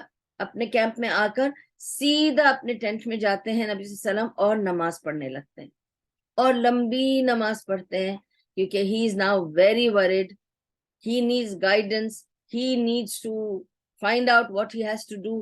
بہت کنفیوژن ہو جائے گی, he doesn't know how to face the people, what to tell them. and he begins to pray. اب جب نبی صلی اللہ علیہ وسلم نماز پڑھ رہے ہیں, ان کی لمبی سی نماز ہو رہی ہے, پیچھے کچھ بہت ذرا فتنہ چل رہا ہے, ہنگامہ ہو رہا ہے, کموشن ہو گیا ہے, جھگڑا چل رہا ہے, زور زور سے آوازیں آ رہی ہیں. کیا ہوا ہے؟ نبی صلی اللہ علیہ وسلم باہر نکل کر آئے اور انہوں نے پوچھا ہو کیا رہا ہے, واٹس گوئنگ آن, کیا جھگڑا ہے, اتنا شور شرابہ کیوں ہے کیمپ میں؟ تو کیا ہوتا ہے کیمپ میں, شور شرابہ کس لیے ہو رہا ہے؟ دو سلیو لڑکے تھے جو قریش کی آرمی میں تھے, وہ نکل کر آتے ہیں, ان کو یہ لوگ پکڑ لیتے ہیں. کیونکہ دیکھیں اس کیمپ میں بھی لوگ آس پاس دور دور جا جا کر دیکھ کر آتے ہیں نا, تاکہ کوئی آ تو نہیں رہا ہے, ہمیں کوئی ڈر تو نہیں ہے, کوئی حملہ تو نہیں کرنے والا ہے. تو ان لوگ یہ دو آدمیوں کو دیکھتے ہیں دور سے اور انہیں پکڑ کر لے آتے ہیں, اور لے کر انہیں مار رہے ہیں, اتنا مار رہے ہیں, ان کو بول رہے ہیں بتاؤ تم لوگ کون ہو. وہ کہتے ہیں ہم قریش کی آرمی سے ہیں. تو وہ لوگ ان کو بولتے قریش میں کہاں ہے آرمی, تم جھوٹ بول رہے ہو, تم لوگ کاروان سے ہو, ابو سفیان کے کاروان سے ہو, سچ بولو. وہ کہتے ہیں نہیں نہیں, ہم تو قریش کی آرمی سے آئے ہیں. اور وہ ان کو مارتا ہے جو بھی ان کو پکڑ کے لاتے ہیں, اور ان کو کہتے ہیں نہیں نہیں نہیں, تم قریش کی آرمی سے نہیں, تم کاروان سے ہو ابو سفیان کی, بولو تم ابو سفیان کی کاروان سے ہو, تم جھوٹ نہیں بولو. اتنا مارتے ہیں کہ وہ کہتا ہے اچھا ٹھیک ہے ہم ابو سفیان کی کاروان سے. نبی صلی اللہ علیہ وسلم کو جب لے کر آتے ہیں تو نبی صلی اللہ علیہ وسلم کو تو پتا ہے اب کیا ہو رہا ہے, اور ان کو یہ بھی پتا ہے کہ میرے کیمپ کی مینٹالٹی میں کیا پھنسا ہوا ہے. ان کے تو ذہنوں میں گمان میں بھی نہیں ہے کہ there is an army anywhere in the picture. تو وہ تو یہی بلوا کے رہ رہے ہیں اس سے کہ بولو تم ابو سفیان کے کاروان سے ہو, کیونکہ وہ تو صرف ابو سفیان کا کاروان جانتے ہیں, ان کو تو پتہ ہی نہیں اور کیا ہے آگے. لیکن نبی صلی اللہ علیہ وسلم جانتے ہیں کہ ایک آرمی کھڑی ہو رہی ہے. تو نبی صلی اللہ علیہ وسلم آ کے پوچھتے ہیں اس کو کیوں مار رہے ہو؟ تو وہ لوگ بولتے ہیں ہم اس کو ان دونوں کو اس لیے مار رہے ہیں کیونکہ یہ جھوٹ بول رہے ہیں, یہ کہہ رہے ہیں ہم قریش کی آرمی میں سے. قریش میں کہاں ہے آرمی, قریش کی کہاں ہے آرمی, یہ تو جھوٹ بول رہے ہیں. یہ ابو سفیان کے کاروان والے ہوں گے. دو لڑکے نکل کر آ گئے. نبی صلی اللہ علیہ وسلم نے صحابہ سے کہا کہ رکو رکو, یہ تم لوگ کیا کر رہے ہو؟ جو سچ کہہ رہا ہے اسے تم اتنا مار رہے ہو کہ وہ جھوٹ جب بول رہا ہے تو تم اسے چھوڑ رہے ہو. تم اس کو سچ پہ مار رہے ہو اور جھوٹ پہ چھوڑ رہے ہو. ہٹ جاؤ, this is not the way to take out information. اور آپ کو پتا ہے کتنی ہم نے ایسی موویز, کہانیاں, اخباروں میں قصے سنے ہیں کہ جہاں لوگوں نے مار مار کے سچ کو جھوٹ میں بدل دیا ہے. آپ کسی بھی سچ کو جھوٹ میں بدل سکتے ہو. آپ اتنا مارو کہ بندہ سچ چھوڑ کے جھوٹ جو آپ سننا چاہتے ہو وہ سنا دے آپ کو. ٹھیک ہے, تو اب نبی صلی اللہ علیہ وسلم ان دونوں پرزنرز کو سامنے لاتے ہیں اور ان کو بولتے ہیں بتاؤ, سچ بتاؤ کہ کیا ماجرا ہے. تو وہ کہتے ہیں ہم سچ یہی جانتے ہیں کہ ہم قریش کی آرمی سے ہیں. نبی صلی اللہ علیہ وسلم نے فرمایا اچھا تو یہ بتاؤ قریش کی آرمی میں کتنے لوگ ہیں. اب نبی صلی اللہ علیہ وسلم تو کہہ رہے ہیں کہ وہ جب سچ بتا رہا ہے تو اس سے اور معلومات لو نا. اگر تم نے انہیں پکڑا ہے تو ان سے معلومات لو اچھی سی, تاکہ ہم اس کو اپنے آپ کو پریپئر کر سکیں. مار پیٹ کی کیا فائدہ ان سے جھوٹ بلوا کے. اب وہ دونوں کہتے ہیں کہ ہم نہیں جانتے کتنے لوگ ہیں, ہم تھوڑی گنتی جانتے ہیں, ہم ان پڑھ لوگ ہیں, ہم تو سلیو ہیں, ہم کیا جانے کتنے لوگ ہیں, بس ہم اس آرمی میں سے تھے, ہم نکل کے ایسے ہی آئے, ان لوگوں نے ہمیں پکڑ لیا. تو نبی صلی اللہ علیہ وسلم کہتے ہیں اچھا ٹھیک ہے, تم نہیں جانتے تم لوگ کتنے لوگ ہیں وہاں پہ اور کیا کیا ہے وہاں پر, ہم نہیں جانتے کچھ بھی, ہم کچھ بھی نہیں جانتے. اچھا ٹھیک ہے چلو, تم نہیں جانتے کیونکہ تم آرمی میں سے نہیں ہو یا تم اس طرح کی گنتی نہیں جانتے, یہ سب تم اتنا تو بتا سکتے ہو نا, کھاتے کیا ہو تم لوگ؟ تو اس نے کہا اونٹ قتل کر کے, اونٹ کو ذبح کر کے کھاتے ہیں. کتنے اونٹ ذبح کرتے ہو؟ یہ تو جانتے ہو کہ تم کتنے اونٹ ذبح ہوتے ہیں روز, یہ تو تم لوگ کا کام ہوگا نا, کیونکہ یہ کام والے لوگ یعنی صفائی کرنے والے, کھانا پکانے والے, کیونکہ سب کو لے جاتے ہیں نا یہ لوگ. تو میں نے آپ کو بتایا کیونکہ اتنی بڑی آرمی کو کھانا پکا کے کھلائیں گے نا, وہ تو گانے بجانے والے بھی لے کے گئے, انٹرٹینمنٹ بھی ہوگی, تو سب کچھ تو چاہیے نا. تو کوکس اور کلینر سب گئے ساتھ میں. تو یہ ان میں سے کوئی آدمی تھے, ورکرز والے آدمی تھے. تو نبی صلی اللہ علیہ وسلم ان سے اس طرح کے سوال پوچھ رہے ہیں کہ اچھا یہ بتاؤ کہ اگر تم ورکر کلاس میں ہو تو کتنے اونٹ ذبح ہوتے ہیں روزانہ؟ تو اس نے کہا کوئی تقریباً 9-10 اونٹ روزانہ ہم ذبح کرتے ہیں. نبی صلی اللہ علیہ وسلم نے فرمایا بس اتنی ہی انفارمیشن کافی ہے تمہاری. اور آ کر ابو بکر صدیق رضی اللہ عنہ سے کہا کہ صحابہ کو اکٹھا کرو. سب صحابہ کو اکٹھا کر کے انہوں نے کہا کہ اگر یہ 9-10 اونٹ ذبح کرتے ہیں تو یہ تقریباً 900,000 کی تعداد لوگ اس وقت جمع ہیں ہمارے اگینسٹ. کتنے اونٹ ذبح ہوتے ہیں اس سے انہوں نے اندازہ لگایا کتنے لوگ ہوں گے. کتنی آسان, کتنی وزڈم والی بات. یہ پتہ لگا کہ انہوں نے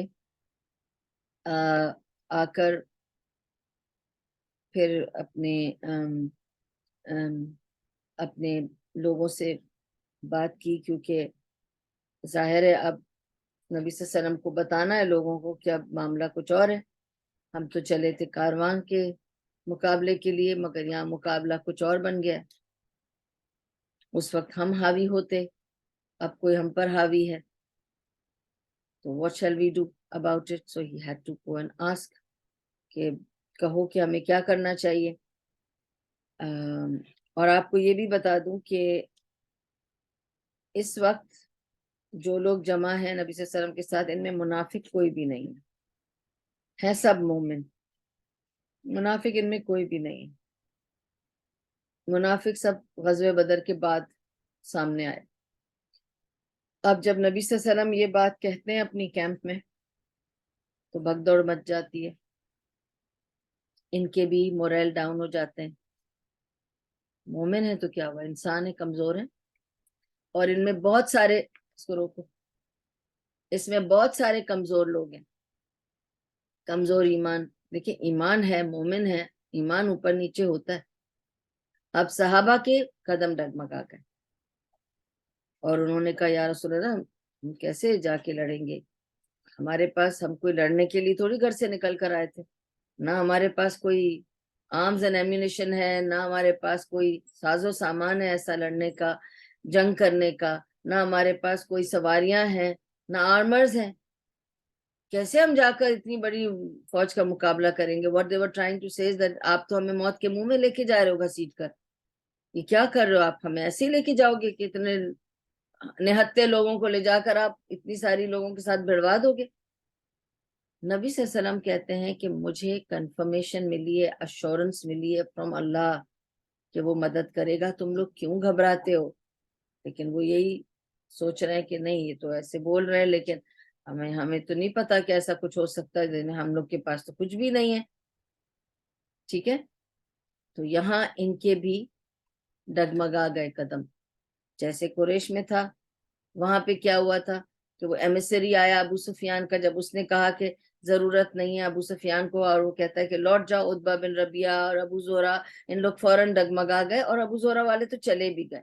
اب یہاں بھی اسی طرح کا قصہ ہو رہا ہے, آرگیومنٹ چل رہی ہے. اور اللہ تعالیٰ سورہ انفال میں کہتا بھی ہے کہ میں اس وقت بھی دیکھ رہا تھا کیسے یہ لوگ تم سے آرگیو کر رہے تھے, جبکہ تم انہیں بتا بھی رہے تھے کہ اللہ تعالیٰ نے کلیئر وکٹری کا وعدہ کیا ہے, پھر بھی یہ تمہارے ساتھ آرگیو کر رہے تھے. اتنے ان کے ایمان ڈگمگا گئے تھے, یہ پھر بھی تم سے آرگیو کر رہے تھے اور میں دیکھ رہا تھا. اور وکٹری ہمیشہ سچے والوں کی ہوتی ہے, لیکن یہ تم سے آرگیو کر رہے تھے. اینی وے,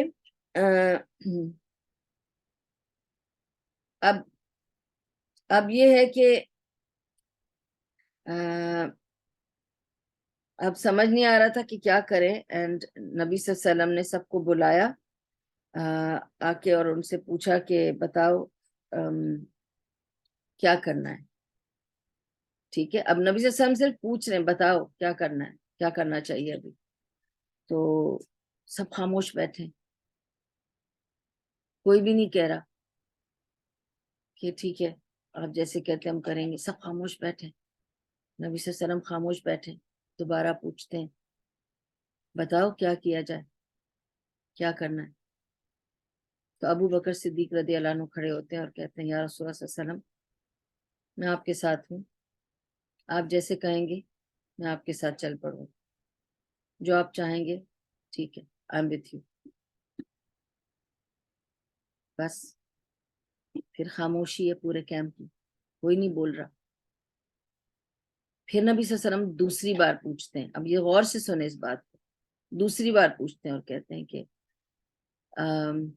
کیا کرنا ہے، پھر کیا سوچا ہے، کیا کیا جائے؟ تو عمر رضی اللہ عنہ کھڑے ہوتے ہیں اور عمر رضی اللہ عنہ بھی کھڑے ہو کر یہی کہتے ہیں کہ یا رسول اللہ صلی اللہ علیہ وسلم آپ جو کہیں گے میں آپ کے ساتھ ساتھ ہوں، میں بھی آپ کے ساتھ ہوں۔ تو اب یہ دو لوگوں نے جواب دے دیا۔ پھر نبی صلی اللہ علیہ وسلم دیکھتے ہیں کیمپ میں خاموشی ہے، کوئی نہیں کچھ بول رہا اور کوئی نہیں کھڑا ہو رہا۔ تیسری بار پوچھتے ہیں نبی صلی اللہ علیہ وسلم تو بتائیے پھر کیا کیا جائے، کیا کرنا ہے؟ تو مقداد کھڑے ہوتے ہیں اور مقداد رضی اللہ عنہ سوچتے ہیں کہ مجھے نبی صلی اللہ علیہ وسلم کو بہت تسلی اور ہمت کے ساتھ جواب دینا ہے، کیونکہ یہ تیسری بار پوچھ رہے ہیں۔ امیجن نبی صلی اللہ علیہ وسلم ایک بار پوچھ رہے ہیں، دو بار پوچھ رہے ہیں، ایک ایک بندہ کھڑا ہو رہا ہے۔ تو مقداد کھڑے ہو کر یہ کہتے ہیں کہ یا رسول اللہ صلی اللہ علیہ وسلم آپ بے فکر ہو کر جائیں اور آپ دیکھیں گے ہم آپ کے پیچھے پیچھے ہیں، آپ آگے آگے ہوں گے، ہم آپ کے پیچھے پیچھے ہوں گے، اور واللہ ہم موسیٰ کی قوم کی طرح نہیں ہیں جو آپ سے کہیں گے جاؤ تم جا کر لڑ لو، تم اور تمہارے یہ چیلوں کے ساتھ لڑ لو، اور جب لڑائی ہو جائے اور جیت جاؤ تو بتا دینا ہم آ جائیں گے۔ ہم آپ جاؤ اور لڑو اور آپ ہمیں اپنے قدموں کے پیچھے پیچھے پائیں گے، ہم آپ کے ساتھ ساتھ جائیں گے، آپ بے فکر ہو جاؤ، آپ آگے آگے ہوگے، ہم آپ کے پیچھے پیچھے ہوں گے۔ اور اگر آپ ہمیں کہو گے نا کہ براق الغمات تک جاؤ، اب براق الغمات جانا is like me talking to you and telling you، اگر آپ مجھے کہیں گے نا ٹمبکٹو جاؤ، میں ٹمبکٹو تک چلی جاؤں گی، it is to mean the next point of the earth also if you tell me I will come behind you۔ تو وہ کہتے ہیں کہ اگر تم مجھے کہو گے نا نبی صلی اللہ علیہ وسلم کہ براق الغمات تک جاؤ، ہم آپ کے ساتھ براق الغمات تک بھی چلے جائیں گے، آپ بے فکر رہو، آپ جہاں کہو گے ہم آپ کے پیچھے پیچھے جائیں گے۔ اتنی بڑی بات اور اتنی تسلی بخش بات سن کر، اتنا دل کھول کر اس نے مقداد نے اتنا لمبا کہہ دیا، اس کے بعد کوئی گنجائش نہیں تھی۔ پھر نبی صلی اللہ علیہ وسلم نے خاموش دیکھا سارے لوگوں کو، فورتھ ٹائم ہی آسکڈ پھر کیا کرنا چاہیے؟ دس از ٹو مچ۔ ابو بکر رضی اللہ عنہ نے جواب دیا، عمر رضی اللہ عنہ نے جواب دیا، مقداد نے جواب دیا، مقداد نے لمبا جواب دیا، کلیئر اور ہول ہارٹیڈلی اور لمبا پورا بہت ایلوکوینٹلی۔ تو نبی صلی اللہ علیہ وسلم یہ فورتھ ٹائم کیوں بول رہے ہیں؟ اس لیے ابو بکر، عمر، مقداد they are all Quraysh, but you know one thing, this camp does not have only Quraysh, there are Ansaris also۔ اور انصار کے ساتھ جب بیعت العقبہ ہوئی تھی اس میں کیا ڈیسائیڈ ہوا تھا؟ اگر کوئی مجھے اٹیک کرے گا تو آپ مجھے ڈیفینڈ کرنا، لیکن یہ تو نہیں کہا تھا کہ اگر میں کسی کو اٹیک کرنے جاؤں گا تو آپ میرے ساتھ چلو گے، یہ تو بات نہیں ہوئی تھی نا۔ تو ڈیفینس کی بات ہوئی تھی، آفینس کی بات نہیں ہوئی تھی۔ انہوں نے کہا تھا ہم آپ کو بچائیں گے، آپ کا خیال رکھیں گے، آپ کو عزت دیں گے، آپ کو لیڈرشپ دیں گے، وہ سب انہوں نے کیا تھا۔ یہاں ڈیفینس کی بات ہوئی تھی، آفینس کی نہیں۔ اور ابھی جو یہ نکل کر آئے تھے وہ اس حساب سے کہ کاروان لوٹیں گے، مال غنیمت ملے گا اور گھر جائیں گے مال لے کر، تو یہ تو ڈیفرنٹ سینیریو تھا۔ اور اب سینیریو چینج ہو گیا، اب تو لڑائی کی بات ہو رہی ہے، آرمی کو فیس کرنے کی بات ہو رہی ہے۔ تو اب ہم انصار کا نہیں پتا نا کہ وہ کیا کرنا چاہتے ہیں۔ تو نبی صلی اللہ علیہ وسلم very gently wanted Ansar to respond, but he kept asking and Quraysh kept getting up, and of course Quraysh should get up and answer because they are with him from the beginning and they should support him۔ اب جب چوتھی بار نبی صلی اللہ علیہ وسلم پوچھتے ہیں تو کون انصار میں سے کون سا صحابی ہے جو سامنے آتا ہے؟ سعد بن معاذ۔ آپ کو پتا ہے نا سعد بن ابی وقاص، سعد بن معاذ، کیوں؟ یہ وہی بندہ ہے کہ جب اس کو جب یہ غزوے میں، بعد میں اس کی پوری ڈیٹیل بتاؤں گی، کہ جب یہ غزوے میں زخمی ہو کر گدھے پر جب یہ لوٹ کر آتے ہیں نا، تو نبی صلی اللہ علیہ وسلم کہتے ہیں ان کے کیمپ والوں کو کہ کھڑے ہو اور عزت دو اپنے اس شخص کو جو آیا ہے اس حالت میں لڑکے. اس کا میں بعد میں سب ڈیٹیل بتاؤں گی، بس جسٹ یہ بتا رہی ہوں یہ وہی ہے جس سے عرش ہلا تھا، اللہ سبحانہ و تعالیٰ کا عرش ہلا تھا جب سعد بن معاذ شہید ہوئے تھے. تو نبی صلی اللہ علیہ وسلم نے فرمایا تھا آج عرش ہلا ہے کیونکہ سعد بن معاذ شہید ہوئے. سوچیں یہ وہ سعد بن معاذ ہے. یہ کھڑے ہوئے اور انہوں نے کہا یا رسول اللہ صلی اللہ علیہ وسلم آپ چوتھی بار یہ سوال کر رہے ہیں، شاید آپ ہماری رسپانس کا انتظار کر رہے ہیں. نبی صلی اللہ علیہ وسلم نے کہا بالکل، کیونکہ آپ کے ساتھ جو معاہدہ ہوا ہے اس کے مناسبت سے آپ ہی بتائیے کہ آپ کیا کرنا چاہتے ہیں ابھی، کیونکہ اب صورتحال بدل گئی ہے. اب ہم کاروان پہ اٹیک نہیں کرنے جا رہے ہیں، اب ہمیں ایک آرمی کو فیس کرنا ہے، تو اب کیا کریں. تو اس پر سے سعد بن معاذ ان کو کہتے ہیں کہ جو سعد بن معاذ کہتے ہیں نا، اگر میں آپ کو پورا ٹرانسلیٹ کر کے سناؤں گی تبھی آپ کو انجوائے کریں گے آپ، لیکن وہ ٹرانسلیشن میں وہ بات تو نہیں آتی، لیکن he just tells him, gives him full assurance of his and his men کہ we are with you. تو ان شارٹ میں صرف یہ بتا رہی ہوں آپ کو، اور انشاءاللہ آپ کو نیکسٹ ویک سناؤں گی کہ سعد بن معاذ نے کیا کہا اور وہاں سے ہم اس کو کیوں لے کر کنیکٹ کریں گے. ابھی اتنا بتانا آپ کے بھی کافی ہے کہ سعد بن معاذ ان کو پوری طرح سے مطمئن کرتے ہیں کہ یا رسول اللہ صلی اللہ علیہ وسلم ہم آپ کے ساتھ ہیں، آپ جیسے کہیں گے ہم آپ کے ساتھ رہیں گے، آپ بے فکر ہو کر آگے بڑھیں، ہم آپ کو چھوڑ کے نہیں بھاگ رہے. ٹھیک ہے، تو یہاں تک ہم کرتے ہیں. سعد بن معاذ کی بات سے لے کر ہم کیوں لے کر نیکسٹ ویک کریں گے کہ پھر کیا ہوتا ہے. یہ تینوں کیمپس کے تینوں سینز آپ کو بتا دی اب تک کے غزوہ بدر کی شروعات سے پہلے کے. پھر دیکھتے ہیں how things turn next week انشاءاللہ. جزاک اللہ خیر فار جوائننگ اینڈ لسننگ. اللہ تعالیٰ قبول کرے ہماری اس محفل کو، آپ سب کے جڑنے کو، میرے کہنے کو، آپ کے سننے کو، اور جتنے لوگ اس ریکارڈنگ کو بھی سنیں گے ان سب کے لیے اللہ تعالیٰ اس میں خیر عطا کرے. اور اللہ تعالیٰ نے جو کچھ بھی مجھ سے بلوایا، جو اس میں اچھا تھا، فائدے مند تھا، صحیح تھا، سب اللہ کی طرف سے تھا. اللہ تعالیٰ اس کے بدلے میں ہمیں خیر عطا کرے، دنیا کی بھی اور آخرت کی بھی، اور دنیا اور آخرت کے ہر تکلیف و پریشانی سے ہمیں بچا کے رکھے، ہر شر سے بچا کے رکھے.